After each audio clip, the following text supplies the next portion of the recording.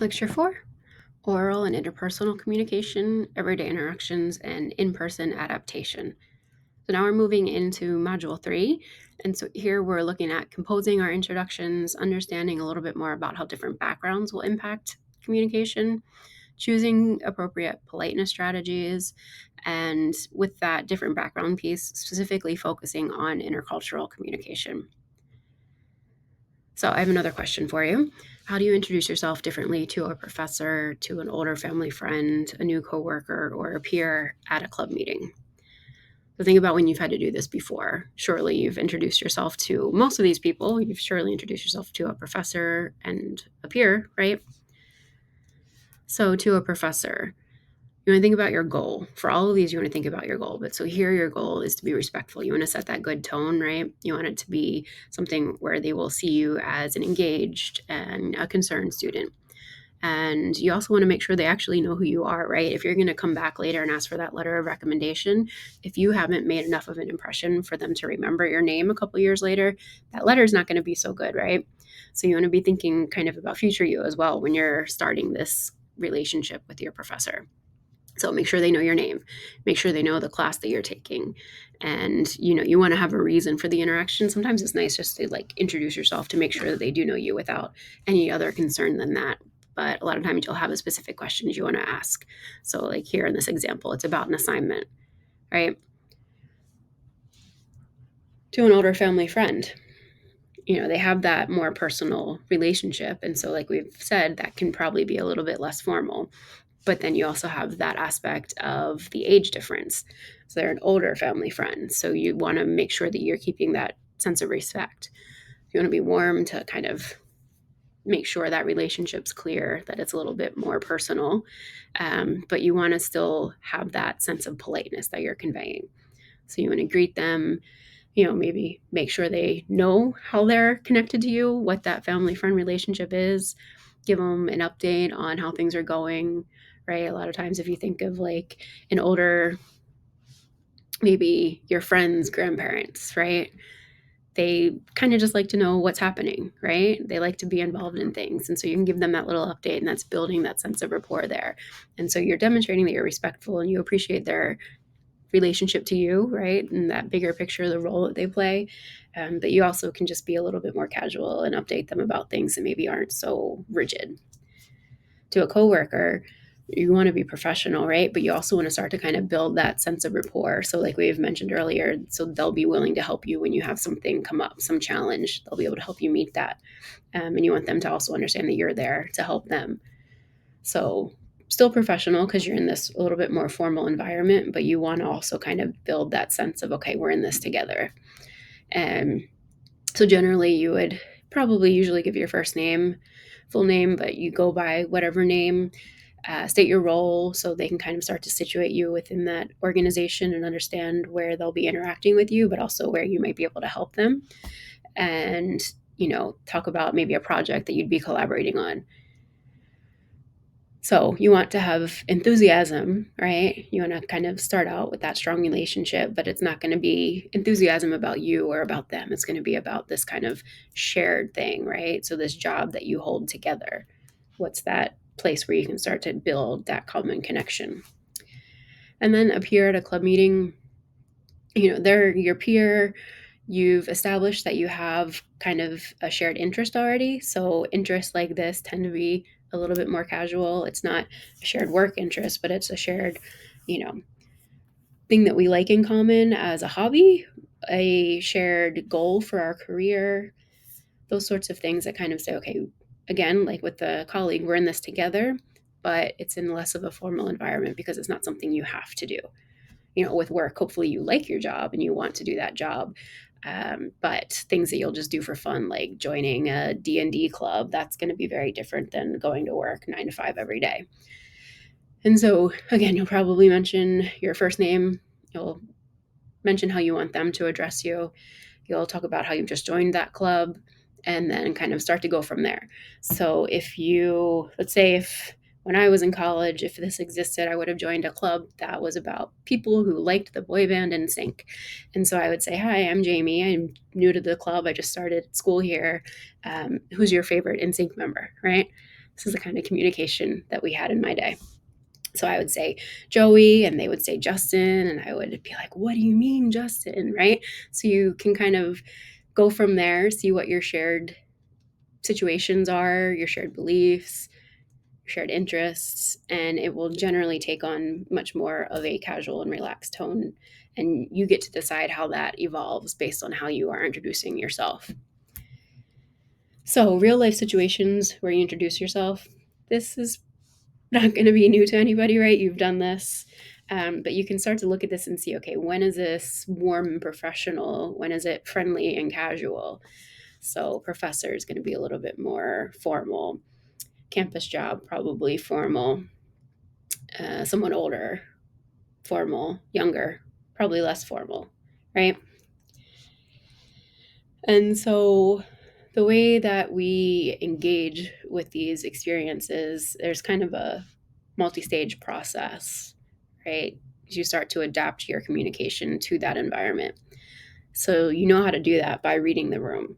So you look at things like body language and tone, any kind of nonverbal cues that you're getting. So crossed arms kind of build a barrier, but leaning in shows that you're interested. You want to know more. Think about who is actually driving conversation. So when you're new to a place, you have to kind of check the whole vibe, right? You have to see all of these different roles that everybody in the room plays. So that happens in work, but also if you're joining a club, you'll have more dominant members, less dominant members. I think listening is really important to all of this as well. So you don't want to come into any situation and just be the communicator. It's a multi-person process, right? Communication has value because there's others involved in it. It's not communication if there's just one person speaking all the time. And so you're reading the people around the room, but then also the actual kind of physical space. Um, so the hallway, a meeting room, at a bar, all of these are going to have different tones that are set by that setting. Power dynamics. And so we talked about like hierarchy within an organization. You're also going to be looking at or listening to pace and the way people are making eye contact. There's a lot of different things that you can use to adjust this communication as you move through different spaces. And so you want to make sure that you're present, right? You're aware of what's going on around you. I've mentioned before, communication is multi-way, right? It's not just one directional. But when you're coming into a new space, a lot of times it's going to be best to be more of a listener than a speaker, right? You learn more through the observation process. And then you want to ask open-ended questions because they kind of leave it up for more.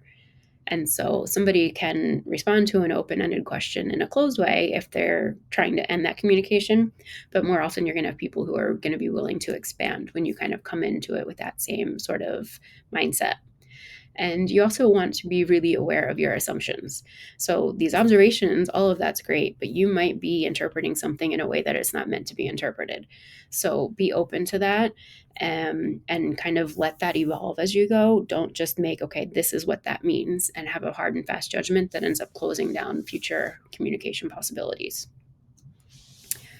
So you'll have a lot of cues that you'll experience going through this environment. And so these are a couple examples and kind of how it can be interpreted and how you would respond to it. So people shifting, looking at phones, probably you're going to interpret that as being boredom, right? When I'm teaching a class and people are looking down at their phones, my perception is that nobody is paying attention to me because I'm boring them. So they're looking for something more interesting on the phone. And so then you'll try to kind of call people's attention back with making a joke or asking a question that's going to be kind of aiming for the lowest common denominator, right? So the thing that everybody can be a part of, it doesn't require specialized knowledge or experiences or niche interests. It's going to be something that everybody can respond to. Tight posture. So talked about crossed arms creating a barrier. A lot of times it means they're not really open to what is being discussed, right? So they're uncomfortable with it maybe. When that happens, it might be actually reflecting that they're uncomfortable with it, but it also may be maybe they're not understanding it completely. And so if you do some little check-in questions, you can kind of hopefully bring somebody back into the conversation. If somebody's smiling and nodding, it's going to seem like they're really engaged and they're completely on board with what's happening. And so usually it's going to encourage you to keep going in the same way. You'll try to encourage more participation to ensure that we kind of stay at that positive way. We'll talk in our next lecture with more of the intercultural communication about how maybe that might be a misinterpretation sometimes. Smiling and nodding might not actually mean that everything's going as you want. Then we have silence. Sometimes maybe it means that somebody's uncomfortable again or afraid of that environment, or it might just mean that they're thinking, right? A lot of times we don't leave enough time for people to consider ideas. We just go communication, communication, communication. Sometimes communication pause will actually be more beneficial.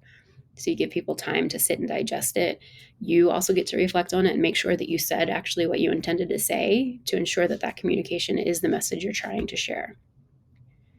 Fast speech, high energy, means that maybe it's an exciting place, right? A lot of times, more persuasive speech will happen like that. You're trying to get everybody excited and up in it, they'll just go with it. Once you're kind of getting people on side, they're going to be easy for you to persuade in whatever way, or sales pitches are like that as well. And so if somebody's talking to you like that, you can match that. You can be concise to kind of get the message across faster. So it's not too overwhelming. If you have very, very long, fast paced, high energy discussion, it's going to be draining. It's going to be exhausting.